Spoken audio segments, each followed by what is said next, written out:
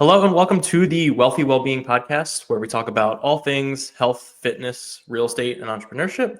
I'm your host, Zach Bush, and today I have a special guest of mine, a longtime friend, owner of CrossFit Generation, Jocelyn Widener. Jocelyn, thank you for coming on the show today.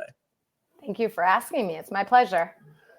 Yeah, so we go way back. I mean, I just had Barry on last episode, and so wanted to get, I've heard you guys be on podcasts where you're together, and that's fun and hearing you guys kind of banter back and forth. But I wanted to get you guys separately because I know you guys have, different thoughts, opinions, ideas on things. You both have your own journey, which is now very intertwined together, obviously. So love to have you on, have different perspective. Obviously, I know you for forever. Why don't you give everybody a little bit info, background on who you are and what got you to, who you are today? Yeah, sure. Thank you. Yes, we have known each other for a very long time, fortunately, because, your family is a great family and you've been a really special family for us throughout the years. So this is kind of special that we're sitting down now and talking. Where my background and where I am from originally, I'm from Maine. I was raised and grew up there and came down to Pennsylvania to go to school. I went to Gettysburg College, played collegiate field hockey there for 4 years. Thought that I would follow in my father's footsteps of becoming a physical therapist. But through schooling and some internships, I realized that I wanted to be on the other side of it. I wanted to be in a place where I could maybe prevent injuries or work with motivated individuals that, wanted to be better on the field or in the pool or whatever their sport may be, or just in life. And so after some time and some hours in the physical therapy world, I decided to take a different track. And so from Gettysburg, I was a health and exercise science major, and immediately from school upon graduating, jumped into corporate fitness. And the corporate fitness world taught me so much. I was able to learn the front side of things, the one-on-one working with people. I was able to learn the back side of things as far as the business goes. In corporate fitness, you really are encouraged to touch all of it and do everything instead of just commercial fitness where maybe you're working to sell memberships or working to get personal training clients and that's your only gig. So years in corporate fitness led me, I lived in Baltimore for a while doing it there, led me up a little bit more north. And then Barry and I met actually in corporate fitness in our job there. And eventually he decided to branch off and do his own thing in the CrossFit world. And at that time we had become engaged. And so we decided to do the business together and eventually got married, had a family.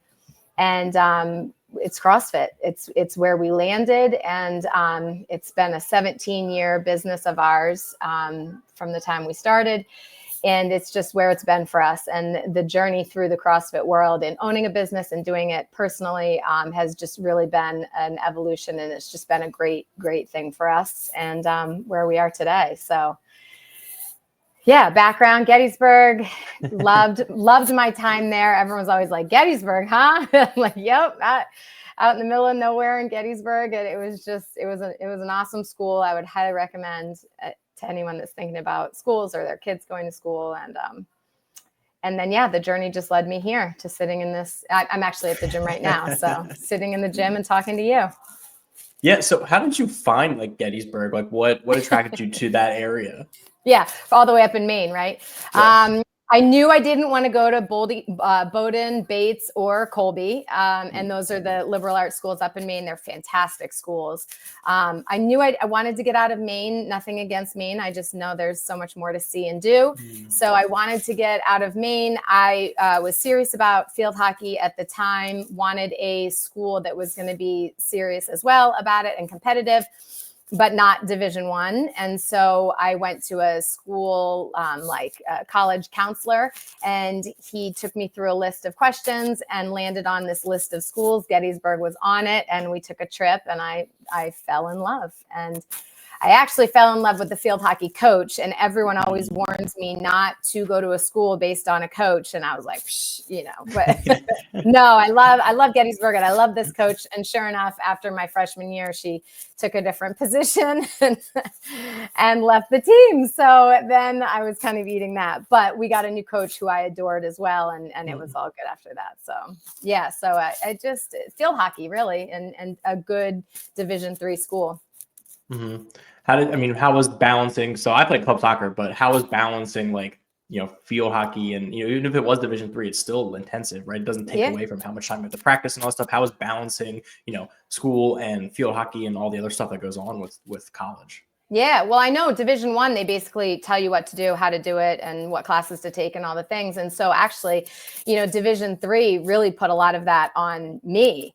And, how I was going to balance my time and manage my classes and, change my schedule around. So I, would be able to make the bus, to travel and go to the away games. And my best semesters at school were in season, because I had to be more disciplined with when I was going to do my work. I couldn't put it off. I had to get everything done so I could make practice, We had study hall as a team, so we would be there doing our work together so we could be off on the weekends playing. And really, that was my first exposure to planning and prepping and making sure that I stayed on some sort of a schedule to get it all done. Yeah, I think people look at sports and go like, it prepares you mentally, prepares you physically for challenges and heartaches and, team building, community and all that stuff. But I more importantly, it taught you, and it definitely taught me, like, you have to manage your time because you have practices and you travel to games and from games and you all the extra stuff you have to do outside of that, right? Strength training and mobility work and all that, but you still have other responsibilities, classes, family, whatever that might be. And I think sports teaches you more than anything how to better manage that time. And that's really because most people don't play sports for the rest of their lives, like maybe for fun, but like it doesn't go that way. But it teaches you that time management, and that's something you always can carry with you forever. Yeah. And I'm telling you, my best grades were in season. And even, in school, at school, but even going home for the summer, I wasn't just going to go home and lay on the beach all summer long. I had practices. I had to do practices. I had camps I had to run. I had workouts I had to do. And I had to, because we're a fall season. So I had to come out of summer ready to play. So, even out of school, home for a summer, I still had to make sure that I was motivated. And, the coach would send you your program. You'd check in every now and then, but I had to do it on my own. I didn't have CrossFit to go to and, have a coach that could take me through it. I was on the track by myself. So, even in the summertime, it was a thing that I was always focused on, getting my stuff done and planning around it and making sure that I was ready, and I think that applies to life in so many ways. 100%. And so you were given the programming, right? You're given what you should be doing and getting yourself ready for the upcoming season. How did that influence, what you're ultimately doing now? Like, did that play a big role in ultimately, like, or at least a partial role, going from like, I don't want to do PT, I want to be preventative, I want to help people in the position that I'm currently in down the road? Did that have a lot of sway into kind of where you ended up now? Yeah, it did. I always enjoyed the workouts, and I always enjoyed like waking up and like having a plan, knowing what I was going to do that day. And, like as far as workouts go, and even at a young age, I just always liked working out. And when I was, doing some interns, and doing some things in the PT world, the rehab, it was all about rehab there and getting back after a surgery or, healing an injury that maybe didn't need surgery, but still needed to do the exercises. And at the time when I was younger, clearly I didn't, put as much emphasis on the things you need to do to prevent injury. I was young. I didn't so much have to worry about that, thankfully. But I knew that my passion and where I just, wanted to be was in the workout side of things. And now that I'm 40 something, I spend a lot of time, doing my mobility work and working on my bands and all the things. And I say to people all the time, even the teams that I train, I'm like, you guys do the mini band work, you'll save your shoulders, do the mini band work. I've got a lot of softball players and those types of things. And it just, that stuff matters. So life lessons, as you learn along the way, you know, all that stuff really does matter. But through all of the experiences, even seeing my dad as a physical therapist, I saw what he did. I knew what I liked to do. And eventually it turned the page for me as far as thinking that I would enter the PT world. And they're great. I love everything about it. My dad had a very successful career, but it just wasn't really for me. Mm-hmm. I think it's fun to recognize that too. And like you had exposure to it, right? Both, you know, from your dad on that side, but also getting into sports, and you can kind of change that thought process and that mindset of always, you know, being open to different things. And that's great to have that. Now, you know, you started interested in the PT. I'm sure you talked to your dad about how you were like, oh, you're, you know, when you first started and you're doing it, and then you make this switch. What's his reaction to like, oh, I don't want to do this anymore. I don't want to follow in your footsteps. I want to go and do my own thing. Yeah. And do it like on the other side. My dad would have supported me no matter what I did. He just, he loved that I was active. You know, that's clearly important to him. Being active, being healthy. You know, he packed his lunch every day, made sure he had his spinach and his salad. He'd talk to me about when I was little. I remember him, he'd put his spinach in his sandwich and he'd say, these are my scrubbers. They're going to scrub out my intestines. And, you know, like just all these little silly things with nutrition, all these little silly things with learning the muscles in the body, and all these little silly things of like why we should exercise. So from a very young age, he was always, you know, making jokes or saying age appropriate things that just would get me to connect. He was constantly connecting me to a healthy lifestyle. And so when it came time, you know, when I chose which direction I was going to go, he didn't care. He just, he loved the fact that I was doing what I was doing. He thought everything was so cool. And, he was like, you know, it's going to be great. You're going to do great things and maybe, you know, make less people get injured or whatever the case may be. But it's probably a lot because of him and my mom. She also was a very healthy person growing up. Them constantly kind of putting those little things in my ear as I was growing up just made exercise and nutrition and all the things seem really fun and like just a nice lifestyle, a nice way of life. So it was kind of ingrained in me from the very beginning to stay in the field, regardless of, you know, personal training versus physical therapy. Yeah, for sure. And it's like you had that example growing up, and now you're setting that example for your kids growing up. And I know I had the same thing. My parents weren't in the health and fitness side, but not fully. My mom did like step classes and stuff like that. So they were always kind of the same way where, you know, they ingrain these habits. They led by example in what they're doing. And, you know, I'm fortunate in that aspect. I know you're fortunate in that aspect too. It was like, hey, this is just how life is. And I'm doing that, hoping to do that for my kids too. And so I think that's great that you have that. And, you know, even just starting that gym, now you're not only an example for your kids, but you're example for every other member, every other parent, every other mother that's out there that like, hey, listen, I can do this. You can do this. Like set example for your kid. Like if you're not going to do it for yourself, do it for the kids themselves. So I love that you have that background, that support, and then can also kind of pass that on to all of the members that we have. Oh, yeah. And even, you know, we are a family gym. You know, our average age here is probably, you know, mid 40s. Everyone's got a family and we're in the suburbs, you know, and it's just so cool to see parents, you know, moms and dads alike coming in here and making time for themselves and carving out that hour a day for them.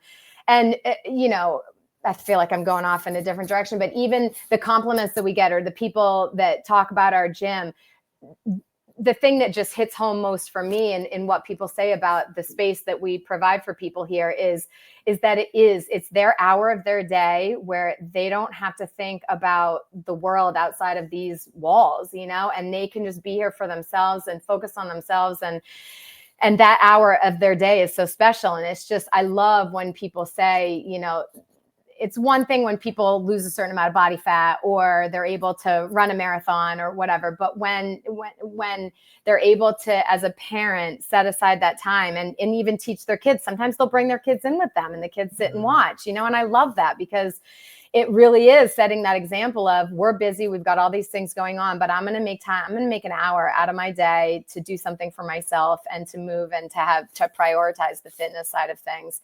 And with the nutrition side of things, when people sit in front of me all the time and say, I need to make sure that my habits are good, so I'm teaching my kids good habits, and they're watching what I'm doing, and I want to make sure it's right. So I set a good example from the beginning. And we talk a lot about how to talk with kids about nutrition and how to talk with them about, school lunch, or, what they're eating at their friends' houses, or all those things. So a lot of what I do is working with adults that maybe have children that are trying to just set good examples, do something for themselves, but set really good examples and be a good role model for their kids, which I love, because, that's what you had, that's what I had. And now that's what I'm able to now be on the other side of that, providing for other people. Yeah, that's the fun part of coaching, especially adults and the parents that we have, is you're not just changing their life, you're changing their kids' lives by helping them out, right? So like this nice trickle down effect of that's just a nice benefit of it all. Yes, 100%. And people love that about our gym, that we're a family gym. Sometimes I have an 11-year-old daughter, a 9-year-old son, and a 6-year-old son, and they'll see them running around the gym. They don't have school today. They were running around here this morning, and it's just, everyone always says, man, what a great playground for these kids, like how cool that they're here seeing. And my daughter, especially my oldest, she grew up here. She was in an infant carrier, for all the times. And then she was in the pack and play. And then she literally grew up. Your mother watched her many, many a nights at the gym while I was coaching, and your mom would be with Emma in the lobby. And so to say that she grew up in this environment, she grew up here, is not an exaggeration. And now watching her work out, she's in the middle school program. So I bring her in, she does her workout, I do mine. It's just such a cool, way to have raised her in this environment. And so then if, doing that for my kids and seeing how they are now with their health and fitness, even at such a young age, I love when people like you have your kids, and I know that Ashton will be running around and doing his thing in here too, It's just a really cool, like I said, it's just a great environment for families.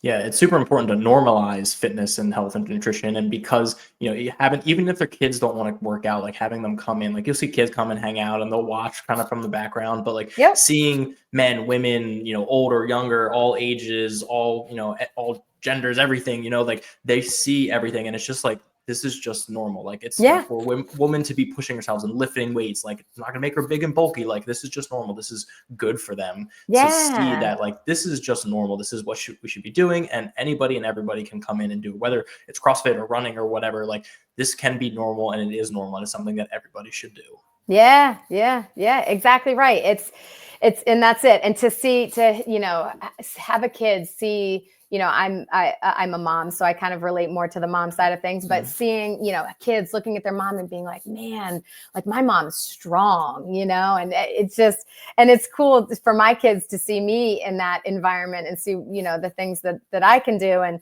I think they think it's cool. And it's just like, it's just funny. It makes me laugh because, and then they do it. My son was in here this morning. He's like, Mom, I'm just going to do a couple back squats before I go to my friend's house. I'm like, cool, dude, go after it, and then he's setting up, and he knows all the warm up stuff to do. Like he gets out his mini band. He's 9, and he gets out his little training bar and does his back squats. And, that's how he started his day today. I think that's pretty cool. So as much as they think what I do is cool, I'm looking at them now that they're old enough to be doing some of these things. And I think they're super cool. Yeah.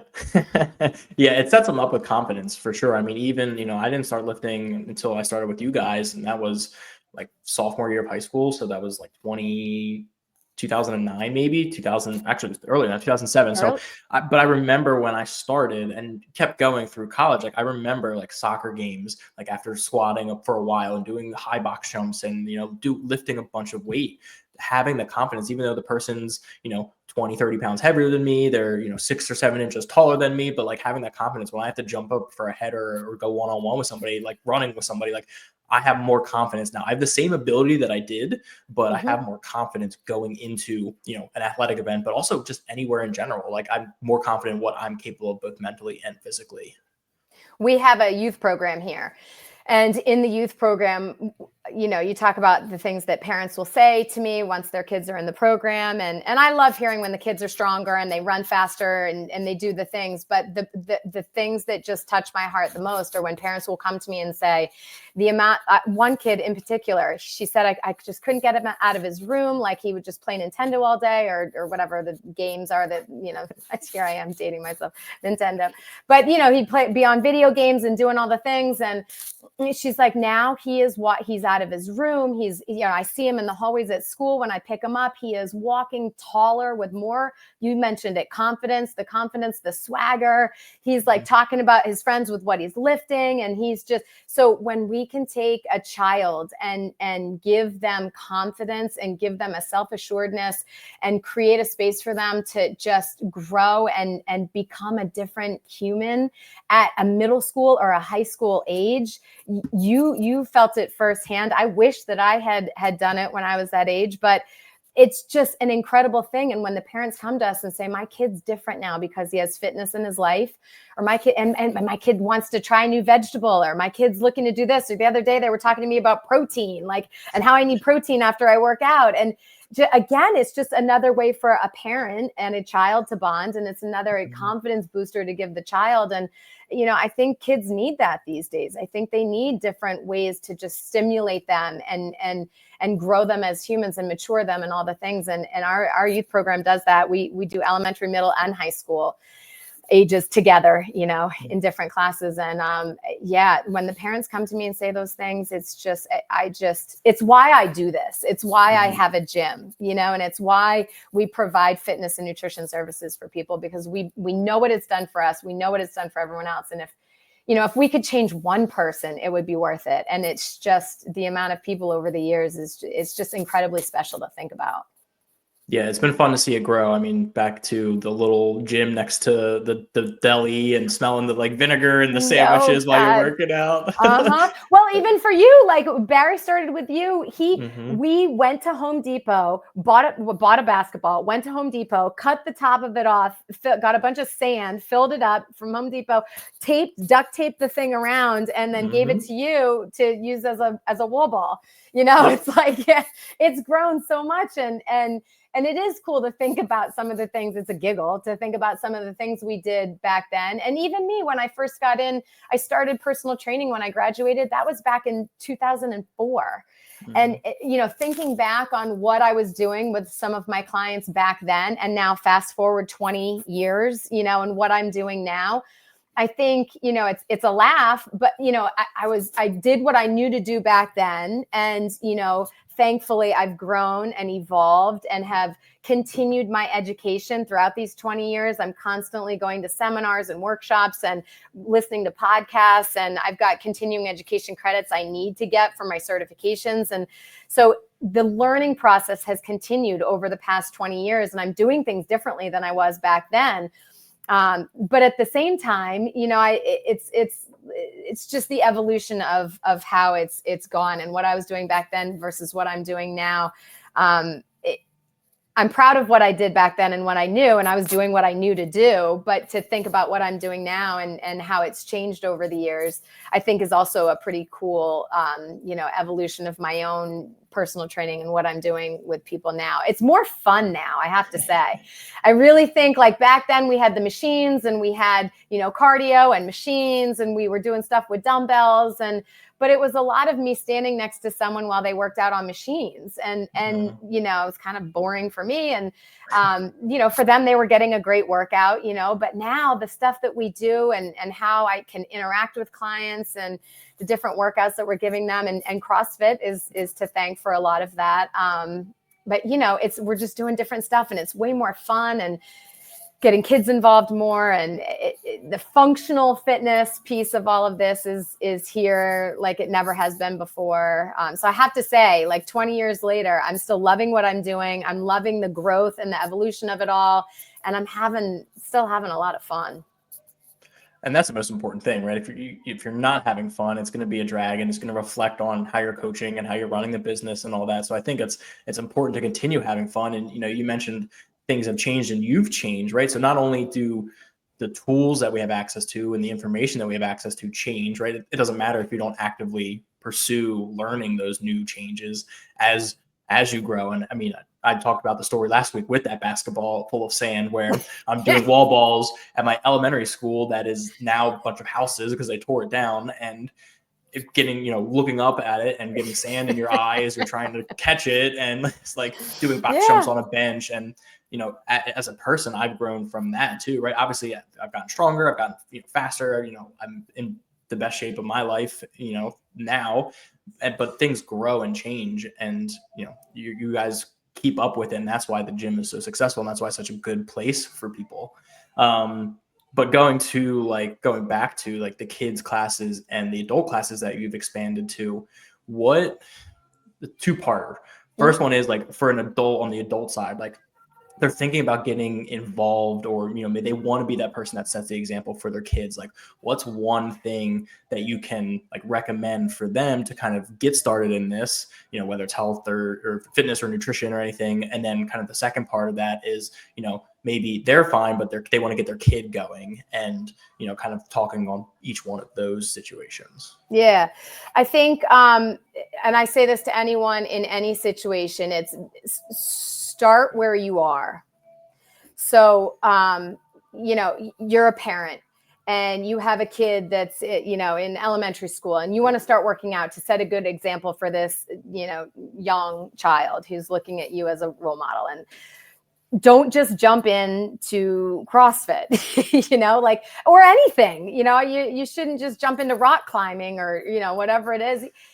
Speak to a person, meet with a person, talk to them about where you are, talk to them about your current, level of fitness and your current healthy lifestyle or unhealthy lifestyle habits. Tell them exactly where you are in this moment today, and make sure that they understand and respect that. And then from there, start to create some goals on the first thing to do. And with that comes staying off the internet, you go on Instagram, you go on all these things, and you see all these people doing all these crazy cool things. And you just, you can get lost in all of that, and none of those people on the internet know you or know where you are in your current journey of life and all the things around you. So talking to a real human who is going to listen to you, one-on-one in person, and figure out your current situation, that is how to start. And then from there, you can figure out, all right, what are you going to do tomorrow? What should we do tomorrow? What should we do today? What should we do tomorrow? And then what do you want to be doing in 6 months? And where do you see yourself in 2 years? And really getting people to realize that nothing happens overnight, and you really do have to begin at the beginning. And if you try to hop on a program that you found on the internet, or hop into a class without sitting with someone first and just talking about yourself, and what you need, I think you're gonna skip some steps that are very, very crucial for laying a solid foundation, especially if you are doing this to be a role model for your child, assuming that means you want this to be a long-term kind of sustainable thing for yourself. So that, and when people come in, that's what I say to them: sit with me, sit down. I'm not going to try to sell you anything. I want to know about you, and I want to make a connection with you. I want to hear where you're at. I want to hear what you're excited about, what you're scared about. And now let's figure out how to get you started. Because it's an individual way. And the same with kids. We have parents come in sometimes with LeBron James's training program. It's like, here, my kid wants to play basketball and wants to make the high school team. This is what LeBron James is doing. Go, and it's like that, cool. LeBron James is awesome. He's, an older basketball player who's still playing the game and, doing well. So he must be doing something right. But, his program might not be right for your, 14-year-old. So, it's sitting with the parents and hearing from the child. What are you looking for? What are you into? All right, parents, now what do you want for your child? And getting both of their points of views and talking to them both equally. And then figuring out the right place to start for the child. So I guess that the answer is both to both of them. And it's making sure that you begin at the beginning where you are, and you have someone guiding you along the way, not only to hold you accountable, but someone to guide you. Because if you're anything like anyone else that comes into our gym that I have these exact conversations with, we're busy people. And, you know, like we don't have time. We want to do this, but we don't have time to figure out how to do it. But if you have someone that's, I'll tell you how to do it. I can walk you through this, and I'll even hold your hand. You know, like it's helpful to have someone to guide you. And then along with that comes an accountability piece that I'm sure we'll talk about later. But find someone that's doing what you want to be doing and ask them how to start, and make sure that they listen to where you are and your things, you know, because nothing is cookie cutter in this industry.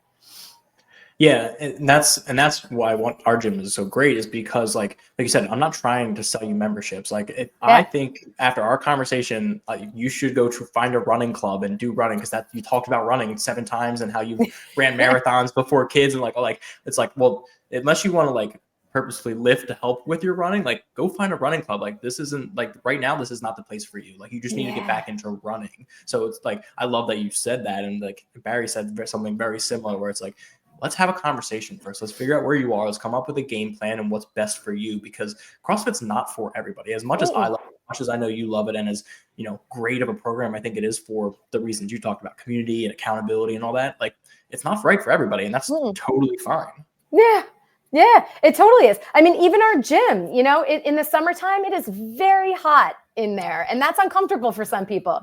Some people want a little like an air conditioned space that they can go in and watch a television and get on the stair climber and do their thing, lift some weights and be done. And I love that for that person. I just want people to be moving, you know, and in a conversation, if it comes, you know, that they want a scented towel at the end of their workout, then I know a place that will do that for them. And I'll you know, tell them where it's at. So it's just not what we do. And then, you know, that's kind of environment, but then also in the actual workouts, you know, CrossFit is infinitely scalable. And I will say that with full confidence, because we in a class of 15 people, you know, I'm going to give 5 people one thing. I'm going to give one person one thing. We're all going to do the same workout, but everyone's got a different version of it. And so, you know, with it being infinitely scalable, it still doesn't mean everyone's going to like it. And that's fine. You know, I mean, there's going to be a workout for you, but you just may not like it. And good, but keep trying until you find the thing that you like. You know, if you try one thing and you don't really like it, that doesn't mean exercise isn't for you. You know, it just means maybe this form of exercise isn't what you're looking for.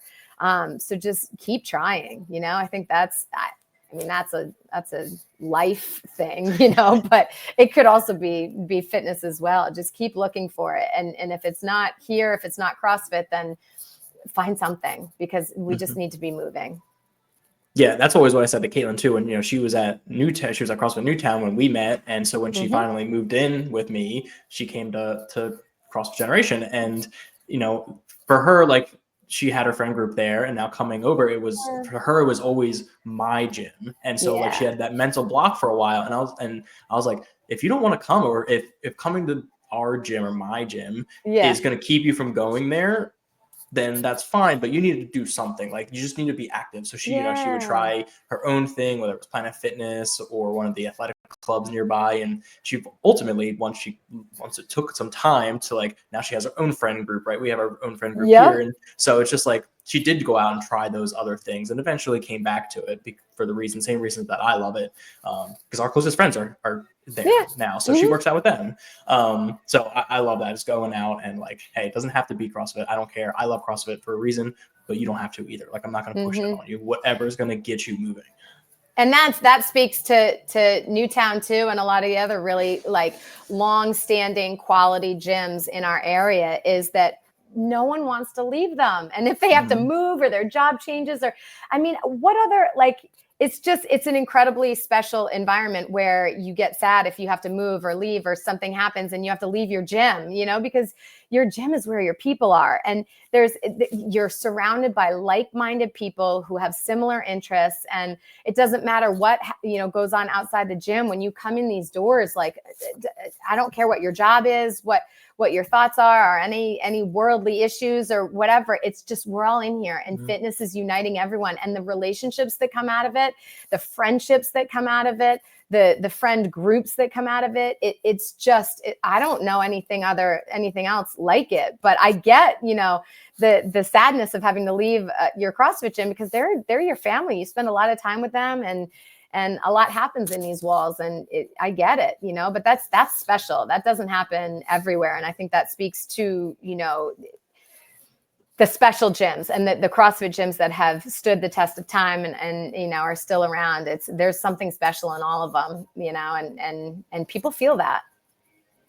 Yeah. And it's like the group of people that I'm friends with now, there's some people that I probably like, if I met them randomly at a bar or outside somewhere, like I wouldn't like, it would be nice. Like, hey, cool, you're a nice person, but like, we don't have the same interests. Like my friend John, he doesn't watch sports. He could care less about the Super Bowl, about any sports. Like, and not that I'm obsessed with sports, but like I am aware of the Eagles and like all of the sports, like, but he's one of my best friends, and the fitness portion of it is what brings us together. And obviously he's a super great guy, nice guy, but like we don't have anything in common outside of, now our common friends, and fitness really is what it comes down to, is we both care about how we're eating and how we're working out, and just being important. So I think I like what you said about that. Like, hey, this is like, it doesn't matter who you are, what you've done, what you're doing. It's like, we're all in here doing the same thing. And that's ultimately what matters. Yeah. This is like a neutral zone, the Switzerland of fitness.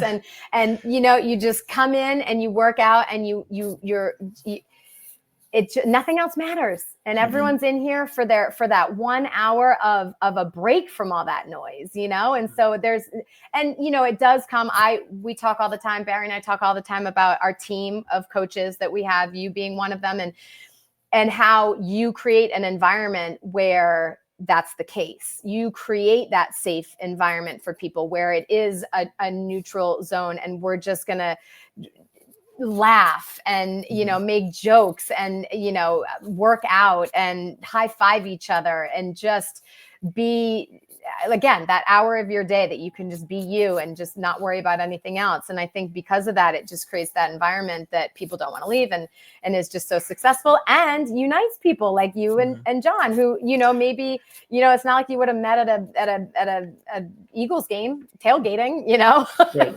but he's a good he's a good friend. So yeah, and there's so many stories of that. You guys aren't the only ones, and even marriages have come out of our gym. A lot of them. Yeah. What number are we at? Like I feel like 5 or 6 at this point. No, almost 10. We're close to 10. Wow. Maybe next year would be 10. We've got a wedding coming up next year of people that met here. So yeah, that's the environment, and that's what the environment that this fosters is the friendships and the relationships. And we got people. I just was talking with someone. She's like, "Oh, I'm going to meet the girls tomorrow for brunch." All women she met at this gym that they now go to brunch together. I love that. Yeah, we just had people like last minute last Saturday. We were going to have one of the couples over we just were talking about a game night, and then it turned into like, hey, we should see what they're doing. And next thing you know, we have 10 people all from the gym just coming and hanging out. Like there's a group that travels together. They go on vacations together now. It's awesome. We were in Vegas with a handful of the other coaches a couple months ago. Exactly. Yeah. So, we talked about earlier how like people, you should try things like, right, whether it's CrossFit or anything, like try. What is your thought on like, how long do you give something a shot before you decide that it's not right for you, right? Like obviously like somebody comes in and runs three times and goes, this isn't for me, I don't like it. Like, is that enough time, or like what's the time frame you think that you can kind of make that decision and not feel like you're quitting on it? Yeah, well, and this assumes that the shot that you're giving is like a well-crafted, conservative college effort. Like, you're really actually trying. Because I know with nutrition, when I'm working with some people on nutrition, they'll try something and then it won't work. And I knew this wasn't for me. I'm just, it doesn't work for me. I knew this didn't work for me. But when you dig down in, you realize that maybe things, they're trying wasn't exactly it. And that goes back to meeting the person where they are. I can think that I have a million great ideas for this person on their nutrition, but if it's not going to work for them, it's not going to work for them. So as a coach, I need to listen to what they're saying and truly meet them where they are. And even still, one step further is allowing them to create their own steps. And I just kind of guide them along the way. But I honestly, like, if you've got a good plan, that the expectations are reasonable, we don't have these lofty goals that aren't even attainable, and if you're truly doing things, if you're doing it the right way, it's going to take time, 3 months, 6 months, it's going to take time. And I think, in the nutrition world, we're really used to kind of like trying this diet, trying that diet. Oh, now I'm only going to eat protein, and now I'm only going to eat fats, and now I'm not. And you just kind of jump ship and kind of try this. We know that doesn't work. In my world, what we try to do is create these small action steps. Like, hey, let's try to drink 8 ounces of water when you wake up. And let's try that for 2 weeks. And let's just see if we can develop a habit for you where you're waking up and drinking 8 ounces of water off the bat. And people will leave my office and be like, that's it. That's all I have to do. Yep. Like what? Like, I thought I would be like, meal prepping, 20 grams of protein and, blah, blah, blah. It's like, but that's it. So if you're working with me, we are going to make very small goals like that. And we are going to work really hard at this. So because of that, the process is a little slower. Because of that, you need some time. So is it 3 months? Is it 6 months? It really depends on the person, how busy they are, how much time they have to dedicate to the thing, where they are, where their starting point is. And there's stats out there about you need to hear something 7 to 9 times before it's a thing, or you need to try something 13 times before you decide if you like it or not. There's all those statistics out there. But if you really give it a good go, I'm thinking nutrition, I'm thinking fitness, I'm thinking establishing habits, all those things. If it's 3 to 6 months, for the average person, I think that's a good amount of time to know, is this working for me? Am I seeing the results I want to see? Am I liking it? I mean, you'll kind of know off the bat if you like it or not, but I don't know. I mean, in nutrition, we try to get people to commit to 3 months. At a minimum, there's 3 months time. In my opinion, that's not really enough. But it's not really the world we live in, and I try to kind of undo some of those like instant gratification, kind of instant results things that we have kind of gotten to expect. I think that's unrealistic to expect that. So it takes time. It just takes time to see the results. It takes time to know if it's going to work for you, because sometimes people will come back to me and say, hey, this didn't really work, but I tried this and this works instead. We're getting to the same place, but we had to try it. I liken it to like you're doing a puzzle. And when you dump the puzzle pieces out of the box and you just look at all these pieces on your table and you're just like, well, I'm not going to be able to do this. There's 1,000 pieces here and they're all, but what do you got to do first? If you just look at it and like hope it puts itself together, that's not going to happen. And if the puzzle is too many pieces, you're going to get overwhelmed and quit. But back to the person when I said before about having someone guide you, having someone hold you accountable. If I meet with you and say, okay, Zach, what you're going to do in the next week is just pull out all the edge pieces. That's all you got to do is just separate all the edge pieces. Come back to me in 2 weeks. Tell me if you've done it. Eventually, if we do it step by step like that, you're going to get that puzzle done. It's not going to happen overnight, but you will complete that puzzle and you'll do it. Is it going to take you 3 months? Is it going to take you 6 months? I don't know, but it depends on how fast you work. It depends on how much time you have to dedicate to it. I do that puzzle piece too with people sometimes, like with the water, for example. All right, let's try to drink 8 ounces every morning. And so we tried that puzzle piece and we put it in the spot. Well, come back 2 weeks later, it didn't work. I never remembered to do it. Okay, well, let's take that same puzzle piece. Let's take that 8 ounces of water and let's rotate it 90 degrees and now see if it fits in. And maybe that 90-degree rotation is now you've put your 8 ounces of water next to your coffee maker.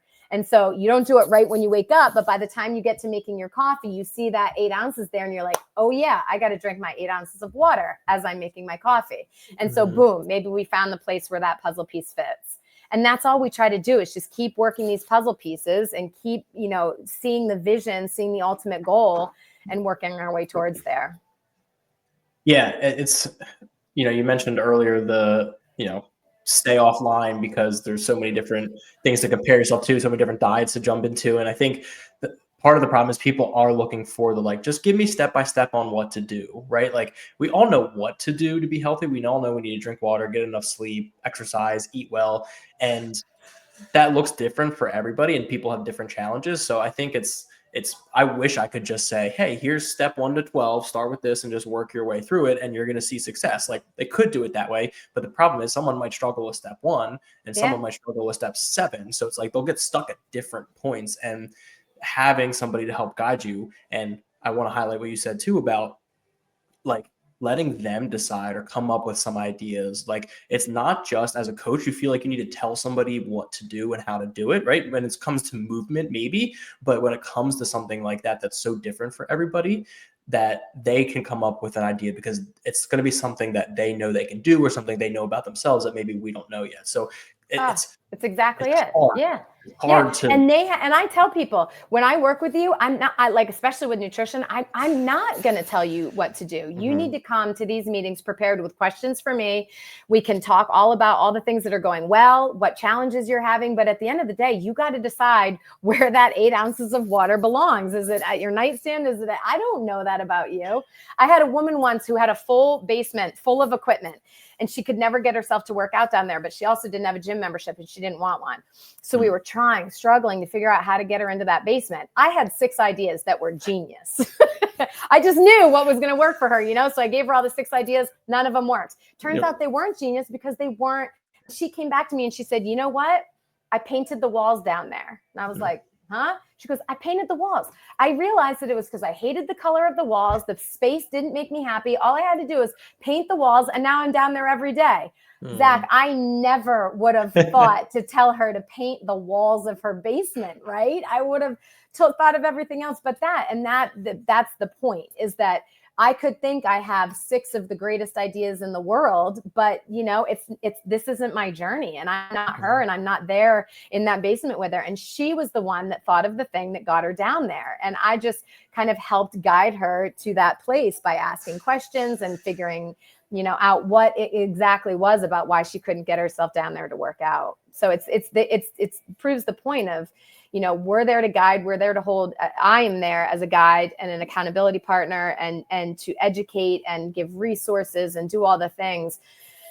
But really, I'm just kind of, walking you through it, making sure that if your goal is to separate out those edge pieces of that puzzle, that when we check back in, I want to know that you did it. And if you didn't, I want to know why. And if you did and you're ready for the next step, you said, Joss, not only did I separate the edge pieces, but I put them all together too. And that wasn't even what we had planned to do, but you did it. And so then I'm like, all right, cool. I'm going to work a little faster with Zach. I know that I got to keep up with him now. And so we kind of get on the same page with the pace that we're going. And that's all the cool stuff about coaching is, all of that. It's not a 1 through 12 step for everybody. Yeah, I love that. And the puzzle analogy, I will definitely have to steal down the road because that's a good one. Yeah, it's everything. Keep trying, keep moving around those pieces, Some people need a little bit more organization than others. Some people need a little bit more planning than others. So it's, just keep trying. Yeah, dealing with the personalities is definitely one of the more challenging parts, or the part you need to learn how to do the most, right? Because some people want their hand held, they want to be coddled a little bit, they want to ask a million questions that you have to respond to. Some people like grew up just having that hard ass coach, or maybe they went to the military, so they're used to that. Like, I had one client one time tell me, she's like, you need to just like ride me. I wanted like, you need to just like tell it as it is, like tell me that I'm just not doing what I need to do. She's like, I just need that for whatever reason. So just navigating those different personalities. Yeah, that's a really cool part of it. No 2 people are the same. No 2 people should have the same conversation. I don't have the same conversations with anyone, everyone's different and they have different needs. And that's a really cool part of fitness, is that we get to know people like that and know what they need. And then I deliver that, Yeah. So we talked a lot about health and fitness and all that. I want to touch briefly on, you guys, husband, wife, started your own gym. You have a family now. Like how was that process? Like, you're both in corporate nutrition. That's where you meet. Like what's the catalyst to getting the gym started? How do you navigate that? And like, what are some of the challenges that you guys came across getting this thing up and going? Well, we realized very early on that Barry is he's the dreamer. He envisions all the things. He creates all the ideas. I'm like, okay, but what about like, like, and then I think of all the things along the way to make it happen. And so very early on in establishing the gym and getting it set up, like we very quickly found our strengths and our weaknesses, and it worked out really well that his strengths are my weaknesses and vice versa. So we have a mutual respect for each other and what we do in the business side of things. And we don't try to infiltrate each other's I let him do his thing. He lets me do my thing. We come together. We know what we're doing, and we agree on the path that we're on. But he does his part of it and I do my part of it. And I think that, early on in realizing that was the dynamic that we had, we knew that if we just kind of followed that formula, it would work, and it has. And so, that was like the building of it. But I think for us, it was, we entered into the world of CrossFit at the right time. Timing is everything for everything. And when we started this gym back in 2007, we had 2 rowers and we had 3 kettlebells and we had a couple of basketballs that we filled with sand and called them wall balls, like we had 10 members, and that's how we started in this little 1,300 square foot garage essentially. And, then we got a couple more members and we got another rower and we got a couple more members and we got a bike. And, so it just kind of grew and evolved, and we got a few more members and we added on another class. And we were able in the first, 4 or 5 years, able to grow as a business and then therefore grow our business. We were fortunate in that. I think these days, if you want to start a CrossFit gym, it's expected that you'll have 15 rowers, 15 air bikes, 15 ski ergs, and, loads of equipment, a full rig, and all the play. And in my opinion, it would be a lot harder to start one these days than how we did it more organically and kind of evolved as we grew. And that's why I say I think we got into it at the right time, and it was a more comfortable pace for me, and once we got busy enough, Barry quit his job and he did it full time and I still had my job. And then once we got as busy as we could without me working there full time, then I quit my job, which was very scary, but we did it anyway. And we just believed in what we were doing. We saw the growth that we were having, and, early on, it became clear that CrossFit had some staying power. And then once we established ourselves as a gym, we then, kind of went from there and grew and did everything once we were both full time. But I think for us, the time was right for it to be kind of a slow, organic growth versus hit the ground running with all the new shiny things from the very beginning. So it was maybe a little less stressful in that sense, I guess. You're not like cutting up ties and like, all right, we're going to jump all in. We have no plan. We have no strategy. We have no money coming in. We're just going to figure it out. Yeah. I mean, it was scary enough when we did kind of see where our business was going, which was in a positive direction, and did see kind of, it was scary enough to then like say, okay, it's time to quit the job, but with Barry's vision, he always has a vision. He always has ideas. He always has like these thoughts. And then we sit down and we talk about them, and and then I kind of do the logistics along the way. And so back to how it started, that's kind of still the same way it is now.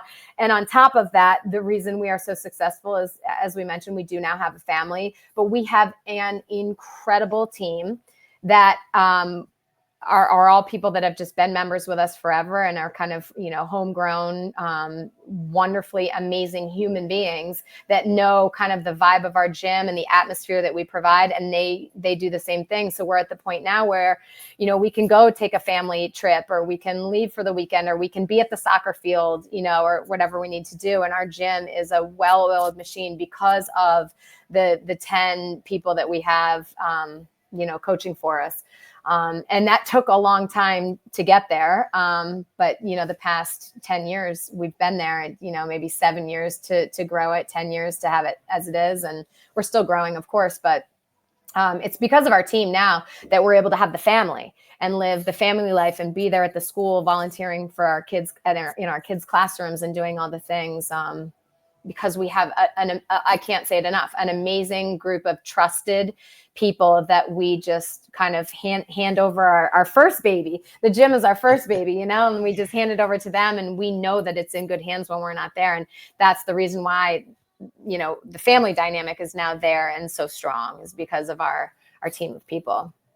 Mm-hmm. And that didn't, like, you talked about the length of time that all of that took. And I think sometimes it's easy to be like, you mentioned too, like, oh, we got lucky with getting into CrossFit at the right time. Like, yeah, that happened, but you also had this vision and this experience at work that you had been putting in. So like, while it is lucky, it's because you decided to take that leap, right? It wouldn't have been lucky if you decided like, oh no, too many reasons not to do it. Like, you did it anyway. And then you kept with it over a length of time. And sometimes it's easy, especially with social media, to look from the outside in, from somebody who's got the success in the business that you guys have, and being like, wow, it must be nice. But what they don't see is, the rest of the iceberg that's under the water of like, right, the sacrifices that you guys had to make, the late nights, the stressful situations I'm sure you come across, growing this. Like, so it's not just like fitness, nutrition, like, you don't see all the work that got put into it. You just see the end result. And from the outside, it's like, oh, well, it just must be nice to be them. They're just lucky with all this stuff.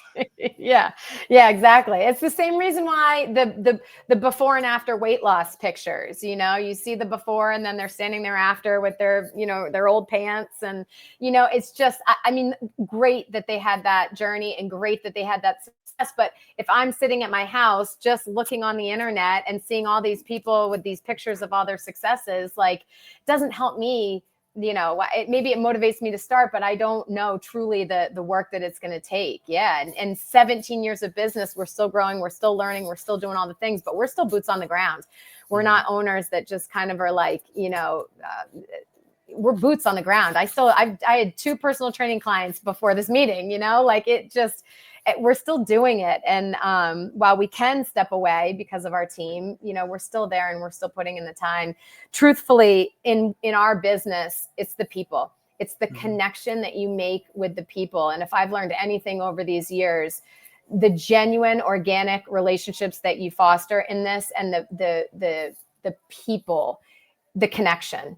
And if we're not making those connections and we're not doing these things, then I don't think we would have been as successful. And, we were here day in and day out, we're still here day in and day out, but I just think it's not like a set it and forget it type of business. It's a people business. The connections that we make and the connections that our coaches team makes with our clients is everything. When people walk in this door and we're like, oh my God, how was vacation? How was the restaurant you went to last night? What did you do here?